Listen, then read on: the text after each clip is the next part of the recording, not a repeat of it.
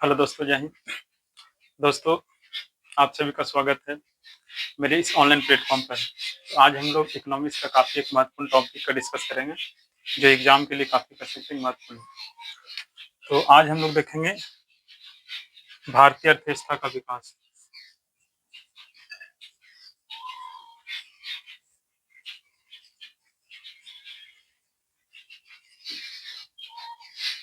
भारतीय अर्थव्यवस्था का विकास, ठीक है? इसको समझने का हम लोग प्रयास करेंगे। जैसा कि भारतीय अर्थव्यवस्था का मतलब क्या हो गया? भारत की अर्थव्यवस्था, ठीक है? यानी भारत में लोगों का जीवन यापन करने की जो व्यवस्था है, उसको क्या बोलते हैं? भारतीय अर्थव्यवस्था। ये सिंपल तरीका जानेंगे। विकास का मतलब क्या होगा कि भारत के अंदर लोगों का जो जीवन है ना, वो जीवन बेहतर हो रहा है, लोगों की आय या कह सकते हैं कि देश की राष्ट्रीय प्रति व्यक्ति में जो वृद्धि होगा, तो वो कहलाएगा भारत की अर्थव्यवस्था का विकास। आप सिंपल ऐसे समझ सकते हैं।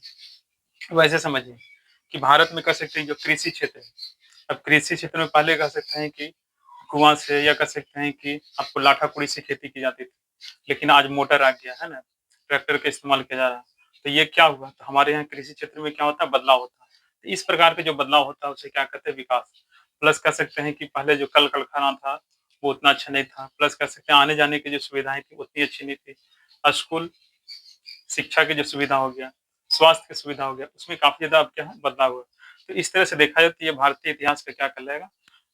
भारत की अर्थव्यवस्था की ये क्या कहलाएगा? विकास कहलाएगा। विकास का मतलब होता है जो एक सकारात्मक परिवर्तन होता है हमारे जीवन में, उसी को क्या कहते हैं? विकास कहते हैं। तो हम लोग भारत की अर्थव्यवस्था का विकास में हम लोग ये देखेंगे कि भारत के जो अर्थव्यवस्था है, वो पूर्ण रूप से विकसित नहीं है। ये बात हम लोग जानते हैं, पूर्ण रूप से विकसित नहीं है। यानी भारत की अर्थव्यवस्था जो है वो कैसा है? तो विकासशील है। प्रश्न बनता है कि भारत की अर्थव्यवस्था कैसा? विकासशील। विकासशील अर्थव्यवस्था वैसे अर्थव्यवस्था को कहा जाता है जो कह सकते हैं कि न पूरी तरीका से विकसित है और न पूरी तरीका से कह सकते हैं कि पिछड़ा हुआ है। मतलब देखा जाए तो जो विकास के मार्ग पर चल रहा है, ठीक है? तो उसको बोलते हैं विकासशील। तो भारत जो है वो एक ऐसा कंट्री है जो कह सकते हैं कि यहाँ पर लोगों का जीवन काफ़ी ज़्यादा बेहतर भी नहीं है, तो काफ़ी ज़्यादा खराब भी नहीं। मतलब यहाँ पर लोगों का जीवन को बेहतर करने का प्रयास किया जा रहा है, यहाँ पर अर्थव्यवस्थाओं को विकास करने का प्रयास किया जा रहा है। तो इस तरह की जो अर्थव्यवस्थाएँ होती हैं, उसे क्या कहते हैं? विकासशील कहते हैं। तो एक प्रश्न बनेगा कि भारत की अर्थव्यवस्था की अगर बात की जाए, तो किस प्रकार की अर्थव्यवस्था है? तो विकासशील अर्थव्यवस्था है, ठीक है? अब देखिए, भारत की अर्थव्यवस्था की अगर थोड़ी कहानी अगर हम लोग देखेंगे या इतिहास देखेंगे, इसको थोड़ा जानने का प्रयास करेंगे, ठीक है? तो यहाँ पर कह सकते हैं कि अंग्रेज, ठीक है? अंग्रेज के आने के पूर्व अंग्रेज के आने के पूर्व भारत की अर्थव्यवस्था की बात किया जाता है, तो भारत की अर्थव्यवस्था जो था, वो एक आत्मनिर्भर अर्थव्यवस्था था। आत्मनिर्भर का मतलब होता है जहाँ पर लोग अपने जीवन की आवश्यकता की पूर्ति के लिए किसी दूसरे पर निर्भर नहीं होते हैं। तो भारत की अर्थव्यवस्था जो था, वो अंग्रेज के आने के पहले काफ़ी समृद्ध था, इसलिए भारत को सोने की चिड़िया कहा जाता था। हालाँकि अंग्रेज के आने के पहले मुस्लिम आक्रमणकारियों भी यहाँ पर आकर के भारत को थोड़ा लूटने का काम किए हैं। लेकिन अगर देखा जाए तो मुस्लिम आक्रमणकारी के पहले और अंग्रेज के पहले अगर भारत की अर्थव्यवस्था को देखा जाए तो भारत की अर्थव्यवस्था काफ़ी समृद्ध था, काफ़ी कह सकते हैं कि अच्छा था। इसलिए ना भारत को सोने की चिड़िया कहा जाता था, ठीक है?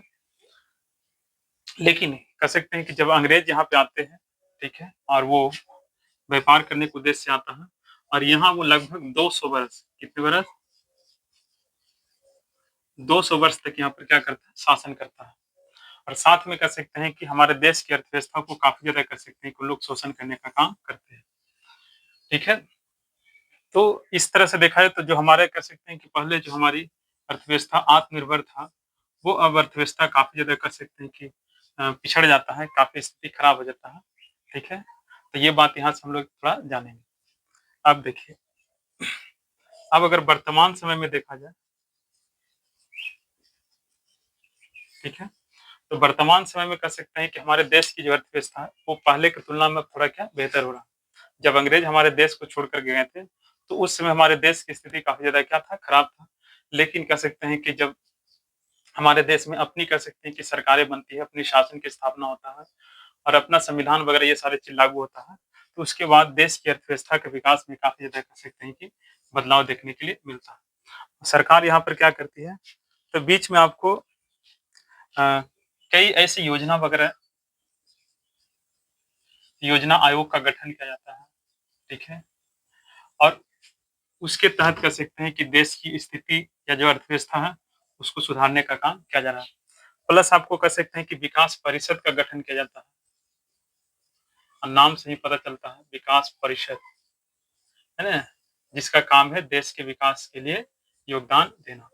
तो इस तरह से देखा जाए तो देश की अर्थव्यवस्था का विकास करने का प्रयास किया जा रहा है।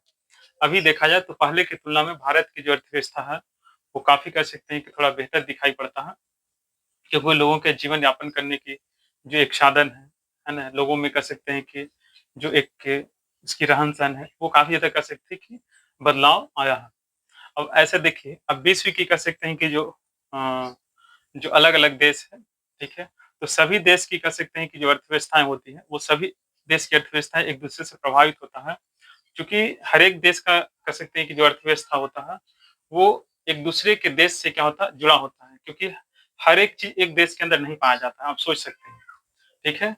तो हर एक देश क्या करता है, तो अपने यहाँ के कह सकते हैं कि जो संसाधन है, वो दूसरे देश में ट्रांसफ़र करता है, ताकि हर एक देश में रहने वाले लोगों की ज़रूरत की क्या पूर्ति हो सके। लेकिन बीच में होता क्या है कि जब किसी देश के बीच में स्थिति काफ़ी ज़्यादा खराब होता है या हालात या युद्ध जैसे कंडीशन बनता है, तो उसका प्रभाव कह सकते हैं कि विश्व के अलग-अलग देशों के ऊपर पड़ता है, जिससे लोगों के जीवन काफ़ी ज़्यादा प्रभावित होता है। जैसे एग्ज़ाम्पल अभी कह सकते हैं कि आपका ईरान और जो कह सकते हैं कि इज़राइल हो गया या कह सकते हैं अमेरिका है, इन देशों के बीच काफ़ी ज़्यादा कह सकते हैं कि युद्ध हुआ।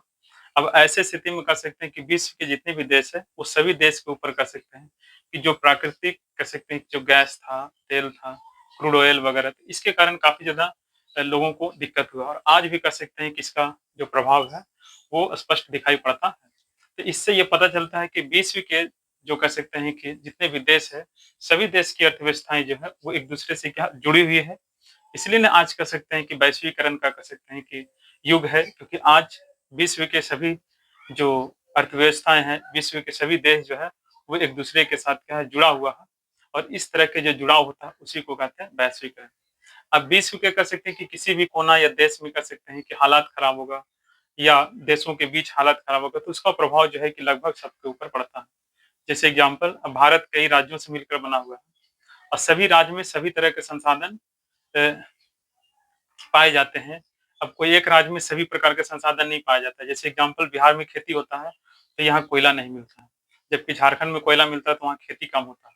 जम्मू-कश्मीर में कह सकते हैं कि आपको वहाँ फल-फ्रूट या और भी चीज़ें मिलता है, तो वहाँ पर खेती कम होता है। उसी तरीक़ा से राजस्थान में पंजाब, हरियाणा, तो हमारे देश के जितने भी अलग-अलग राज्य हैं, सभी राज्य में अलग-अलग प्रकार के संसाधन जो है पाए जाते हैं। लेकिन सभी राज्य में रहने वाले लोगों को हर एक प्रकार की ज़रूरत की पूर्ति की जाती है। जैसे जम्मू-कश्मीर खेती नहीं होता है, तो बिहार या उत्तर प्रदेश, पंजाब से वहाँ चावल को ट्रांसफ़र किया जाता है।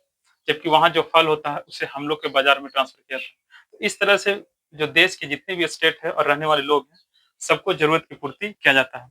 तो यहाँ पर देखा जाए तो हमारे देश में जितने भी राज्य हैं, वो सभी राज्य की अर्थव्यवस्था एक-दूसरे से क्या है, बैलेंस होता है। तो ये थोड़ा समझने का प्रयास करेंगे। तो हम लोग देखे थे भारतीय अर्थव्यवस्था के विकास के बारे में, तो याद रखें कि भारतीय अर्थव्यवस्था जो है वो किस प्रकार का है, विकासशील है, ठीक है? अंग्रेज के आने के पूर्व भारत की अर्थव्यवस्था कैसी थी? आत्मनिर्भर था, है ना? फिर कह सकते हैं कि अंग्रेज यहाँ कितने समय तक 200 वर्ष तक लगभग शासन करता है और उसके बाद यहाँ की अर्थव्यवस्था की स्थिति काफ़ी ज़्यादा खराब हो जाता है। लेकिन अब वर्तमान समय में कह सकते हैं कि हमारी अर्थव्यवस्था में जो है कि विकास जो है कि हुआ है और काफ़ी ज़्यादा बदलाव देखने के लिए मिल रहा है। और आज की सरकार जो है कि देश की अर्थव्यवस्था के विकास के लिए कई तरह की जो योजनाएँ हैं, कई तरह की जो परिषद है, काउंसिल वगैरह है, उसका गठन कर रही है और उसके द्वारा जो है कि देश की अर्थव्यवस्था को आगे बढ़ाने का प्रयास कर रही है। तो ये यहाँ से जो 2-3 क्वेश्चन बनेगा उसको हम लोग यहाँ ध्यान रखेंगे और ये काफ़ी ज़्यादा कह सकते हैं कि एक महत्वपूर्ण टॉपिक है, ठीक है? फिर मिलते हैं अगले नेक्स्ट वीडियो में, तब तक के लिए जय